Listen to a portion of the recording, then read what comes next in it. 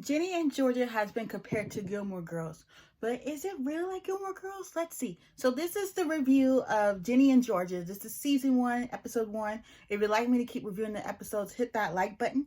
So Ginny is in class. This is basically where it starts.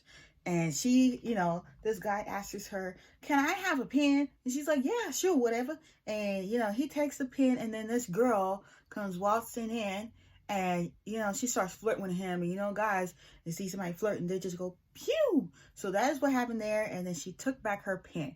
And I like how in this show, there's a lot of narration going on. Like, Jenny's narrating the story. So that is kind of something different today to see. And then they are at Ginny, Georgia, and Austin, that's the son, are at the stepdad's funeral. He had died by a heart attack and a car accident. So we're going to see what happens later on with how that ended up happening. And they moved from Texas to Wellsbury, Massachusetts. I don't know if that's a real city. Maybe they made it up like Gilmore Girls did with Connecticut. But there's that. And Georgia's real name was actually Mary. But I think she changed it because when she was like Ginny's age, 15, she was getting abused by this man. He was physically abusing her, hitting her, and everything else. So she got out of there and she runs into this lady and she asks her, "So what's your name?" And she looks up at the sign and it says Georgia. So she goes with Georgia. Like, okay, cute name, what, yada, yada, yada. And then they get to Massachusetts. It's beautiful. It's a simple town. Ginny even asks later on, like, why is everybody so happy here? And there is this neighbor. Okay. It's Marcus, Maxine we'll see later, and their mother. So Marcus is a trip, okay? He got in trouble with his mother because, of course, he's a weed head. And she was like, "Can you acknowledge me?" He's like, "Okay, stop doing so much weed then maybe you could understand what your mother's saying." I'm just saying. And Georgia is a young mom, so that means if she had Ginny when she was 15, she's probably 30. And Virginia is actually named after the state Virginia, and Austin's named after the city in Texas. So that was a very interesting way to go about it. So there's that. And this ass of a teacher, it's this, I can't remember what class it was, but he was like, if you cannot catch up, then maybe you should go to regular English. I don't know why that man felt the need to say that. Like, maybe, she can't, I'm sorry, I gotta pause this. Okay, that she is not capable of doing the English, maybe because she black, I don't know, because she was the only black girl. Well, she's mixed because her mama white and her daddy was black, but it made it seem like she was good for nothing and didn't know nothing. And she told him, not only have I read The Crucible, but most of these men in this book are white authors, and I bet one was only thrown in there for Black History Month. Now was it? And then Maxine pipes in and says, "I have cramps and yada yada yada, so can I just go to the nurse and leave?"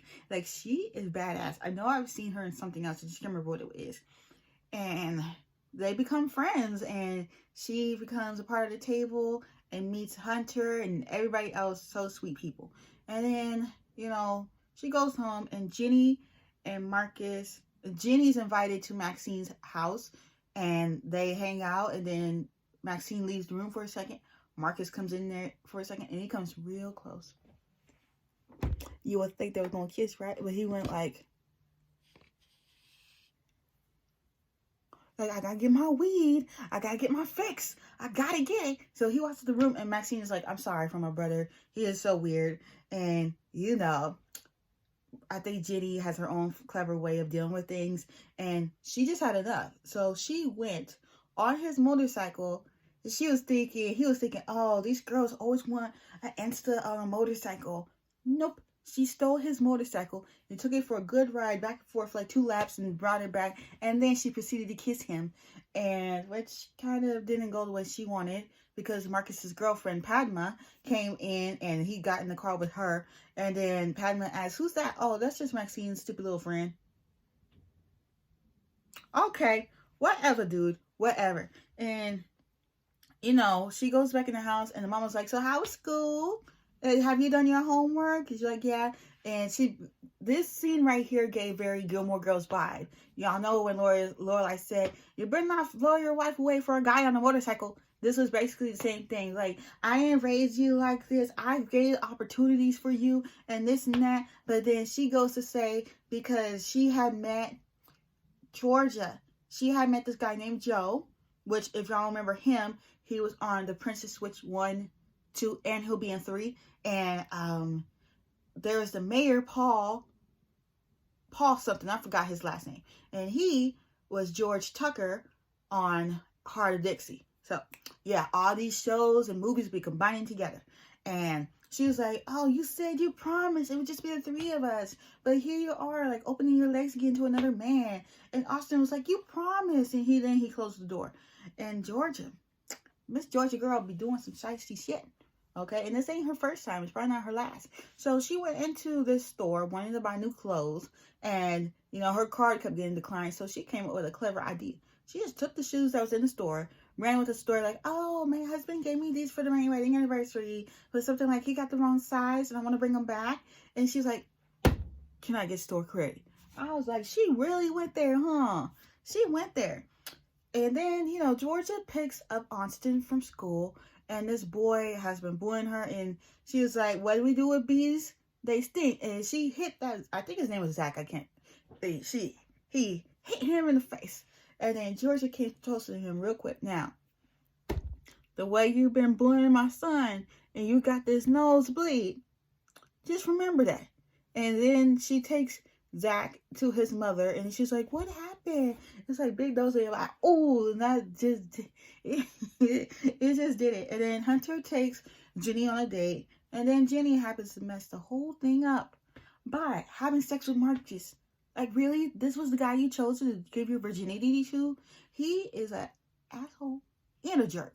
Come on now. And then after that, realizing the next day he still ain't gonna leave his girlfriend, she was like, I understand what my mother meant with power and passion. She thought that she wanted passion when she had sex. Now she just wants power.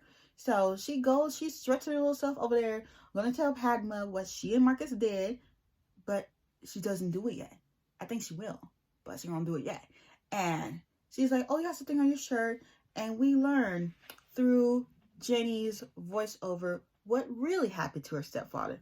So Georgia was making this concoction. It was like blueberries, a piece of a blue flower. And I guess that blue flower ingredient, when he got in the car, he started having chest pains, proceeded to have a heart attack. And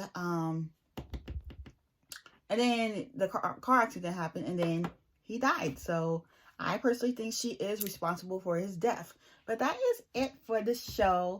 My thoughts on it, I think it's actually pretty good. I didn't know what to expect, because everybody was saying it's the next Gilmore Girls. In a sense it is, but not the whole way. I would say it's Gilmore Girls and Heart of Dixie mixed together, because it's giving very country vibes, because Georgia got that country accent, and so it's giving that, but it's also giving Gilmore Girls in a sense, because they bicker just like Rory and Lorelai did. But I hope you all enjoyed this review. Don't forget to like, comment, and subscribe.